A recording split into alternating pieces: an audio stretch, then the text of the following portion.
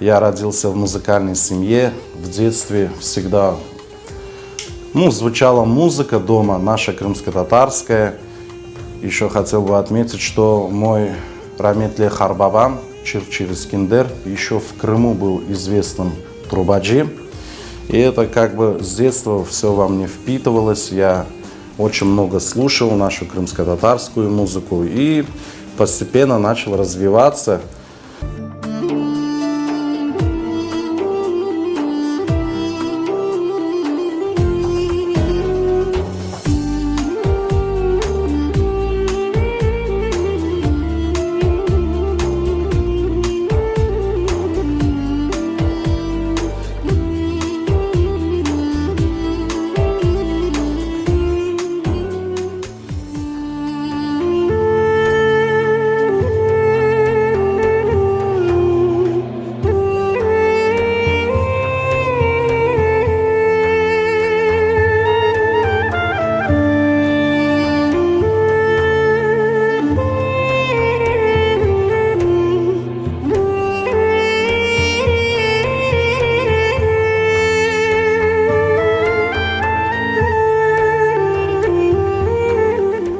Основной акцент на нашу крымско-татарскую музыку в своем стиле, в своем видении.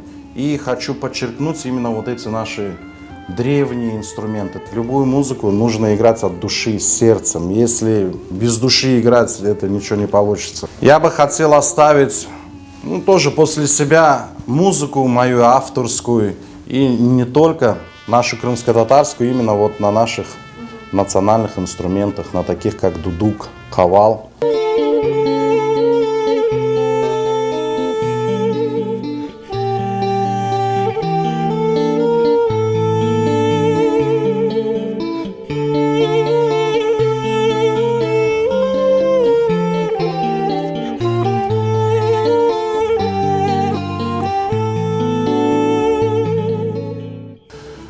У крымских татар было очень много национальных инструментов, и многие даже об этом не знают.